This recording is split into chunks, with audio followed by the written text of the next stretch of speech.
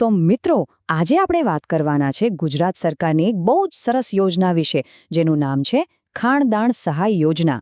આ યોજના છે ને ખાસ આપણા પશુપાલક ભાઈઓ માટે આઈ ખેડૂત પોર્ટલ પર મૂકવામાં આવી છે. ચાલો આના વિશે આપણે ઊંડાણપૂર્વક બધી જ માહિતી મેળવીએ. તો સૌથી પહેલો સવાલ એ જ થાય કે ભાઈ સરકાર આ યોજના લાવી શા માટે? એનો મુખ્ય હેતુ એ છે કે રાજ્યના પશુપાલકોને એમના વ્યવસાયમાં હજુ પ્રોત્સાહન મળે અને તેઓ આર્થિક રીતે પગભર બને. તમને ખબર જ છે કે પશુઓ માટે ખાણદાણ કેટલું મોંઘું થતું જાય છે, તો બસ એક ખર્ચમાં રાહત આપવી એ જ આ યોજનાનું મુખ્ય કામ છે. અને સાંભળો, સૌથી મોટી ને સારી વાત શું છે ખબર છે? આ યોજના હેઠળ છે ને સરકાર પશુદાણની ખરીદી પર પૂરેપૂરી 100% સહાય આપે છે. એટલે સીધી વાત કરું તો પશુપાલકોને આ ખાણદાણ બિલકુલ મફતમાં મળશે, એક પણ રૂપિયો આપવાનો નથી. હવે તમે વિચારતા હશો કે સહાયમાં શું અને કેટલું મળશે, બરાબર? તો સરકાર દરેક લાભાર્થી પશુપાલકને સારી ક્વોલિટીનું ઉચ્ચ ગુણવત્તાવાળું પૂરા 150 કિલો ખાણદાણ આપવાની છે. આ એક બહુ જ મોટી મદદ કહેવાય, જે પશુઓના પોષણ માટે ખૂબ જ કામ લાગશે. પણ હા, અહીં એક વાત સમજવી બહુ જ જરૂરી છે. આ સહાય દરેક પશુ માટે નથી હો. આ ખાસ કરીને એવા પશુઓ માટે છે જે ગાભણ હોય અથવા જે પશુએ હમણાં જ બચ્ચાને જન્મ આપ્યો હોય, એટલે કે જેનું વ્યાણ થયું હોય. એવા પશુઓનું સ્વાસ્થ્ય અને દૂધ ઉત્પાદન સારું રહે એના માટે જ આ વ્યવસ્થા છે. ચાલો તો હવે એ વાત પર આવીએ કે આ યોજનાનો લાભ કોણ કોણ લઈ શકે છે. અરજી કરતા પહેલા આ પાત્રતાના નિયમો બરાબર સમજી લેજો, જેથી આપણી અરજી ખોટી ન પડે અને મહેનત પાણીમાં ન જાય. જો આના માટે મુખ્ય 4 શરતો છે, એકદમ સીધી અને સરળ. પહેલું, તમારું પશુ ગાભણ અથવા તો વ્યાણેલું હોવું જોઈએ.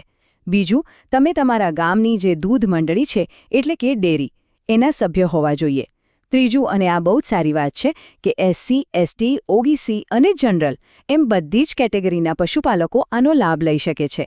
અને ચોથું, ખાસ યાદ રાખજો કે એક પશુપાલકને આખા વર્ષમાં ફક્ત એક જ વાર આ લાભ મળશે. ઓકે, તો જો તમે આ શરતો પૂરી કરતા હો તો હવે અરજી કરવા માટે કેટલાક જરૂરી ડોક્યુમેન્ટ્સ એટલે કે કાગળિયા તૈયાર રાખવા પડશે. ચાલો ફટાફટ જોઈ લઈએ કે કયા કયા પુરાવા જોઈશે. વધારે લાંબુ લિસ્ટ નથી, મુખ્યત્વે 4 ડોક્યુમેન્ટ્સ તૈયાર રાખવાના છે. પશુપાલકનું પોતાનું આધાર કાર્ડ, એમનું રેશન કાર્ડ. જો તમે અનુસૂચિત જાતિ કે જનજાતિમાંથી આવો છો તો જાતિનો દાખલો. અને ચોથું, તમારી પાસે પશુ છે એનો કોઈ પુરાવો. બસ આટલા કાગળો અરજી સાથે જોડી દેવાના છે. હવે આવીએ આખી વાતના સૌથી મહત્વના ભાગ પર કે ભાઈ અરજી કરવી કઈ રીતે. આખી પ્રક્રિયા એકદમ સરળ છે, બસ થોડું ધ્યાનથી સમજી લેજો. ચાલો હું તમને એક પછી એક બધા સ્ટેપ સમજાવું. અરજી કરવા માટે ખાલી 4 જ પગલાં છે. સૌથી પહેલું કામ, આઈ ખેડૂત પોર્ટલ પર જઈને ઓનલાઈન ફોર્મ ભરવાનું છે. ફોર્મ ભરાઈ જાય એટલે બીજું સ્ટેપ, એ ફોર્મની પ્રિન્ટ કાઢી લેવાની. ત્રીજું, એ પ્રિન્ટ ઉપર તમારી સહી કરવાની અને એની પાછળ પેલા બધા ડોક્યુમેન્ટ્સ જોડી દેવાના. અને છેલ્લું, આ તૈયાર થયેલું આખું ફોર્મ નજીકની સરકારી કચેરીમાં જમા કરાવી દેવાનું. બસ થઈ ગયું. અને હા, ઓનલાઈન અરજી કરવા માટે ક્યાંય ધક્કા ખાવાની જરૂર નથી. તમે ગામ પંચાયતમાં જે કમ્પ્યુટર ઓપરેટર બેસે છે એ VC પાસે જઈને કરાવી શકો છો, અથવા તો ઘરે બેઠા પોતાના સ્માર્ટફોનમાંથી પણ આસાનીથી કરી શકો છો. જો તમને અત્યાર સુધીની માહિતી ઉપયોગી લાગી હોય તો હવે જ કોમેન્ટ કે મેસેજમાં લખો, જય જવાન જય કિસાન. તમારો આ પ્રતિસાદ અમને વધુ ઉપયોગી ઓડિયો બનાવવા માટે પ્રેરણા આપે છે. ધન્યવાદ. તમે અમને WhatsApp પર પણ જય જવાન જય કિસાન મોકલી શકો છો. અમારો નંબર છે 9924562194. હવે ઘણા ખેડૂત મિત્રોના મનમાં એક મોટો સવાલ આવે છે કે ઓનલાઈન અરજી તો કરી દીધી, પ્રિન્ટ પણ કાઢી લીધી, પણ હવે આ કાગળિયા લઈને જવાનું ક્યાં? આ ફોર્મ જમા ક્યાં કરાવવાનું? સાચો સવાલ છે. તો સાંભળો, એની તમારે સહેજ પણ ચિંતા કરવાની જરૂર નથી. તમે જે અરજી ફોર્મની પ્રિન્ટ કાઢશો ને એની ઉપર જ મોટા અક્ષરે લખેલું હશે કે તમારે આ ફોર્મ કઈ ઓફિસમાં અને કયા સરનામે જમા કરાવવાનું છે. એટલે ક્યાંય પૂછપરછ કરવાની કે ગોથા ખાવાની જરૂર જ નહીં પડે. મિત્રો, હવે જે વાત કરવાનો છું એ બરાબર ધ્યાનથી સાંભળજો. અરજીની આખી પ્રક્રિયામાં કેટલીક નાની નાની વાતો છે જેનું ખાસ ધ્યાન રાખવું પડે, નહીં તો એક નાનકડી ભૂલને કારણે આપણે લાભ લેવાથી રહી જઈએ. ચાલો આ જરૂરી વાતો પર નજર કરી લઈએ. સૌથી અગત્યની વાત છે સમયની. ઓનલાઈન અરજી કર્યા પછી આ ફોર્મ અને ડોક્યુમેન્ટ્સ જમા કરાવવા માટે આપણને કેટલા દિવસનો સમય મળે છે? આ સવાલનો જવાબ જાણવો ખૂબ જ જરૂરી છે.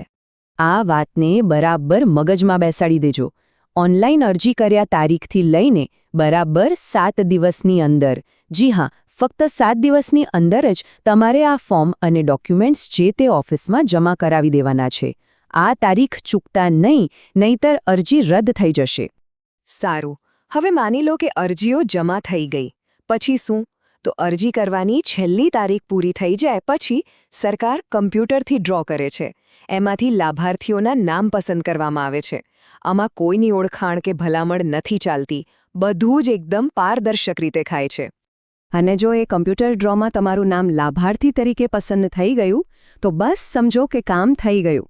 સરકાર તરફથી તમને ખાણના કોથળા એટલે કે તમારા ભાગની 150 કિલોગ્રામ ખાણદાણની સહાય પહોંચાડી દેવામાં આવશે. તો પશુપાલક મિત્રો, આ હતી ખાણદાણ સહાય યોજનાની સંપૂર્ણ અને સાચી માહિતી. આ એક બહુ સારી તક છે જેનો લાભ લઈને આપણે સૌ પશુપાલનમાં આગળ વધી શકીએ છીએ અને આર્થિક રીતે વધુ મજબૂત બની શકીએ છીએ. કિસાન સંદેશ સાથે જોડાયેલા રહો, જ્યાં તમને રોજબરોજ ખેતીના મહત્વપૂર્ણ સમાચાર, નવી યોજનાઓ, બજાર ભાવ અને આધુનિક ખેતી વિશે સાચી અને ઉપયોગી માહિતી સરળ ભાષામાં મળે છે. આગળ પણ આવી જ મહત્વપૂર્ણ માહિતી માટે અમને સાંભળતા રહો. અને હા, જો તમે અમારી સાથે વોટ્સએપ પર જોડાવા માંગતા હો તો જય જવાન જય કિસાન લખીને મોકલો.